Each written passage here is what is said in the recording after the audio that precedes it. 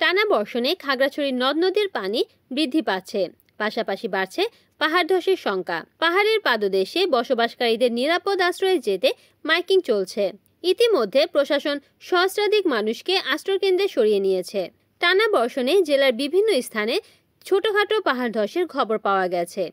প্রশাসনকে সহযোগিতা করছে যুব রেড ক্রিসেন্টের সদস্যরা।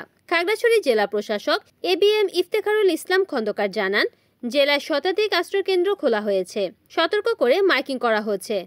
ইতিমধ্যে বিভিন্ন আশ্রয় কেন্দ্রে হাজারখানেক মানুষ আশ্রয় নিয়েছে। আশ্রিতদের রান্না করা খাবার দেওয়া হচ্ছে। তিনি পাহাড়ের পাদদেশে ঝুঁকিপূর্ণ অবস্থায় বসবাসকারীদের নিরাপদ আশ্রয়ে যেতে আহ্বান জানান। রিপোর্ট করেছেন খাগড়াছড়ি প্রতিনিধি বিপ্লব তালুকদার, NAN TV।